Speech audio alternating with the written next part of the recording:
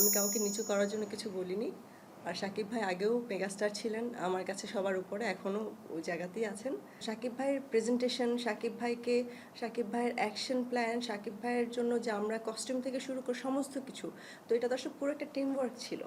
Cinema আসলে শুধু একজন মানুষের উপরেই ডিপেন্ড করে না, বাট ডেফিনেটলি আমাদের মেগাস্টার যখন কোনো সিনেমাতে থাকেন সেটা আমাদের জন্য অনেক বড় একটা মাইলেজ থাকে। বরবাদেও সেটা হয়েছে।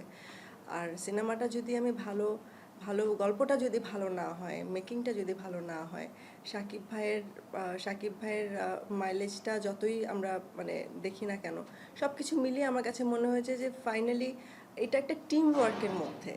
সো এটা আমি যখন বলেছিলাম তখন এটাকে সবাই অন্যভাবে নিয়েছে যে আমি হয়তো শাকিব ভাইকে নিচু করে কথা বলছি, বা শাকিব ভাই একটা সিনেমা হিট দিয়ে ফেলেছি এর জন্য আমি এগুলো, আসলে কিন্তু ব্যাপারটা সেরকম না।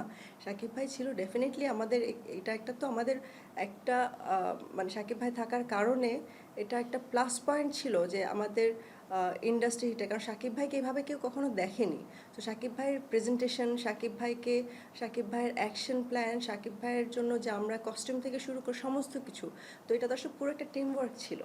তো আমি যদি শুধু মানে ব্যক্তি শাকিব খানকেও বলি, তো উনি তো ডেফিনেটলি একদমই মানে ওনাকে তো আসলে বলার মতো কিছু নেই, আমরা সবাই জানি যে পুরো ইন্ডাস্ট্রিটা উনি কীভাবে টিকিয়ে রেখেছেন। তো ওনাকে বাদ দিয়ে যদি আমি সিনেমাটা দেখি, তারপর আমি বলবো সবার সম্মিলিত প্রচেষ্টা ছিল।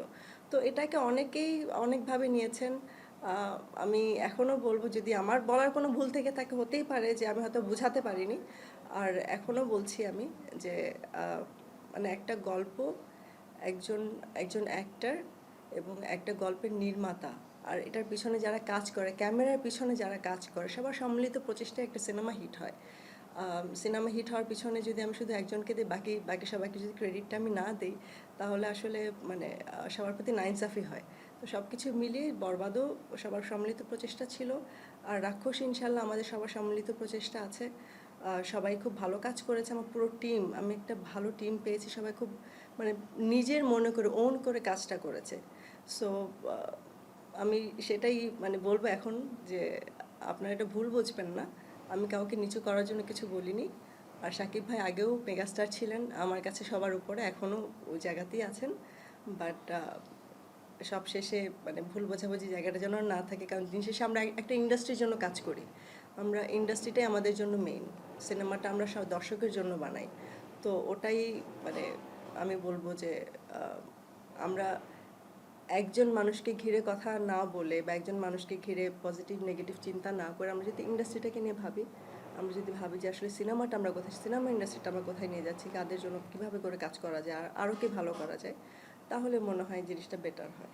আমরা তো আসলে মানে এত কিছুর পরেও শাকিব ভাইয়ের সাথে আমার কথা হয়েছে, আমরা এরপরের সিনেমার জন্য কথা বলছি।